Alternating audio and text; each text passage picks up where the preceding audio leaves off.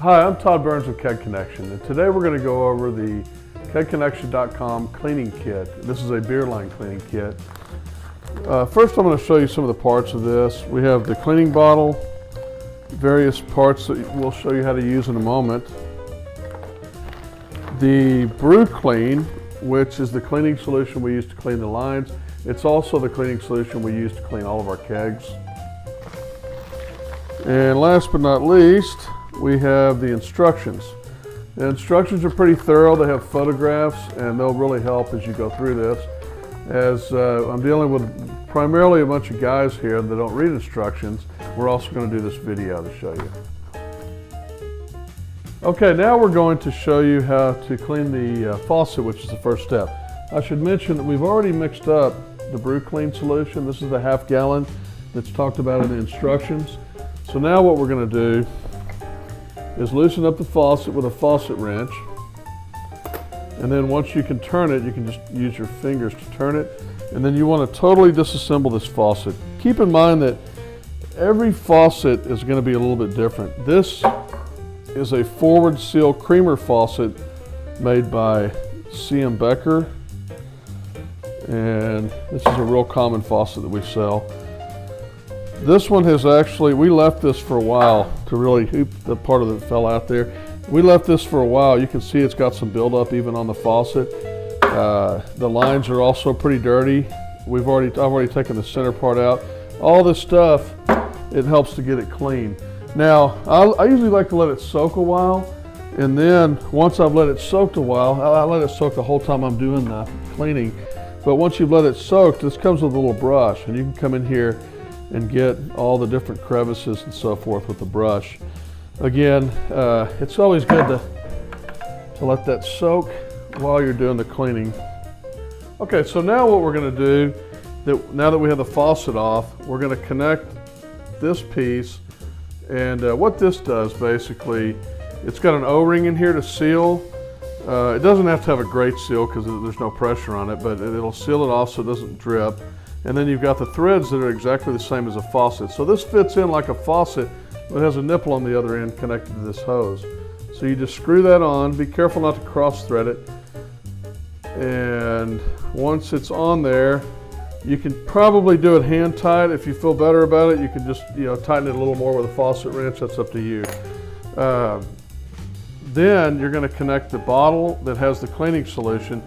And to get the cleaning solution in there, I just turned it up halfway into the, turn it on its side in the 5-gallon bucket, and it won't fill it up all the way, but it'll fill it up with plenty of solution to clean with. Now at this point, it's like an IV. You turn this over and you let the cleaning solution flow, but it depends on what you have on the other end. So on this end, we have a Homebrew Disconnect. What I normally like to do with these is just have somebody help me and hold the bottle up, and then I will just depress this and get a little bit of that solution flowing out of there. And then once that solution's flown out of there fairly well, and you've run some through, personally I like to unhook this and run even more solution through the line by itself so you really flush out that line. Then put it back on, because this will actually stop the flow. It's got a check valve in it. So put it back on, have somebody help you push this in again, a little nipple there, and again, have some flow and then stop it, and then you've trapped liquid in your line. That's how you do a homebrew. Now a lot of you don't do homebrew, you're doing commercial, and it's a very similar process. This is what you have. You have a beer coupler, okay? With a beer coupler, there is a check valve, but there's not a good way to open it and close it. That's what this is for. This is a ball lifter. There's a little ball in there that acts as a check valve. Press this in there, then you can actually run your solution through there. And you can see, I normally would just do this in the bucket. You don't have to hold it, but I'm doing that for demonstration purposes. You can just put it in the bucket, let some of that solution go through there. You can squeeze on the bottle, or if you want, you can just hold the bottle upside down. And you can tell we didn't use a whole lot of that. You don't have to use all of it. You can use some of it later, or you can just go ahead and let all the solution go through there. It will feed through there, as you can hear it bubbling and see it bubbling in there. It'll feed through there by just holding it. You don't need to squeeze it. All right, so once you think you've got enough solution in there, which is obviously we do because it's flown through for a while, all you have to do is just pull the ball lifter out, and what that's going to do is it's going to stop the flow. And you can see some bubbles trapped in there. A lot of times I like to have somebody help me with this part, and they hold it while they hold the bottle up while I tut that out, but you can do it by yourself too. Now that we've got cleaning solution in the line, we just want to let it sit for about 30 minutes and let that soak. Okay, now we have let everything soak for 30 minutes. I went ahead and filled this bottle full of just clean water. There's no cleaning solution in here, it's just water. Rinsed out the bottle. I'm going to do the same thing kind of that I did before. I'm going to put the ball lifter back in here so that allows it to flow through the check valve.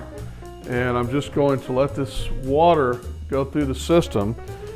And what that's going to do is it's going to flush that out with clean water. So I like to just let the whole bottle go through there. It doesn't take too long. And that way you're absolutely assured that you've gotten a good flush on that. For demonstration purposes, I'm going to stop it so y'all don't have to wait for that. And I'm just going to pull this out, and now your system is clean. It's ready to go.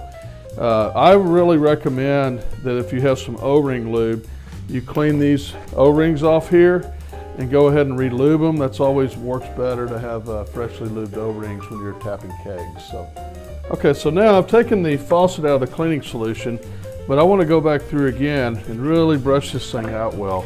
You get some cleaning solution on the brush. We did this beforehand, but now that it's had time to soak, you get more effect by doing that.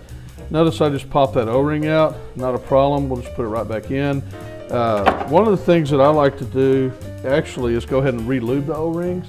So this is a good opportunity to get, once you get everything out, you've rinsed it out and you got it dry, get a little bit of O-ring lube and go ahead and put a little O-ring lube there, and go ahead and put a little O-ring lube on this O-ring as well. Keeping in mind that this is going to be different depending on which faucet you're working with, but always want to lube your O-rings when you're done. So I like to really rinse all these parts out well with water. Once I'm finished with the cleaning, you can do this with your bottle, or you can even go to a sink and just rinse them out real good on a sink. So now you got it nice and clean, and you're ready to reassemble your faucet. Okay, so now we're going to reassemble the faucet. Again, keep in mind that the faucets are different. We've lubed the O-rings as I showed you earlier, and we're just going to put this faucet back together. This faucet in particular is extremely easy to reassemble. You can just, well, it helps if you put all the parts in the right direction, but in the right order, I mean. But you just put this back on. You just want to make sure that it's moving well, and you have a fully assembled faucet. One of the things that's really neat about this particular faucet, which is the V3S by C.M. Becker, is it's forward seal, so you can see how those grooves were. They seal in the front, but then you can also push it back and you have a creamer. So it's a lot more functionality. So next, what we're going to do is put the faucet back on. To put the faucet back on, typically you're going to want to get your tool again to get that, to start that loose, and then you just unscrew this. Put your faucet back on the way it was, and you are now ready to pour beer again. Or if you have a 3-keg kegerator, you might be ready to clean more lines, but you know how to do that now. Last but not least, you just want to make sure that we've already run clean water through this coupler. I would normally just put some water on the outside, make sure it's nice and rinsed. We already ran the water through the inside, and our whole beer line, everything is ready to serve beer again. Typically, what I would do is hook it all up, and then you may have a little water trapped in the line or air. Just pour, you know, a tiny little bit of beer out, a few ounces to clear the line, and then start serving beer again. Now we have our faucet all clean. We've lubed the O-rings. We're ready to go. This is the CM Becker V3S faucet. And so basically it's forward seal. You can see this is where it seals in the very front of those grooves. So you're gonna put this in first, and it just, it falls in there, but there's some grooves, and it just, once it lines up, it'll plop right in there. Then you just put this section in, and when you turn it around, it'll drop into the ball.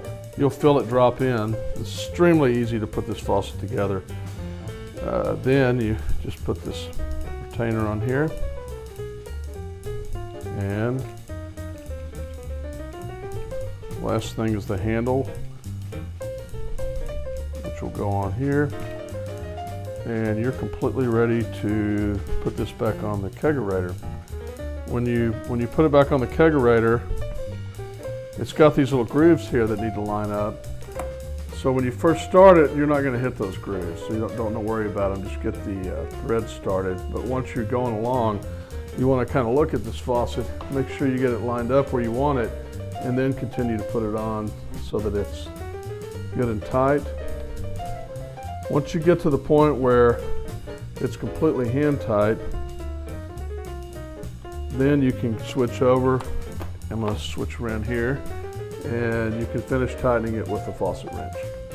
And you're ready to go. You have your coupler that we've already cleaned. We've run clean water through it. We've rinsed the outside, ready to serve beer. So that's been a quick overview on how to use a beer line cleaning kit from Keg Connection.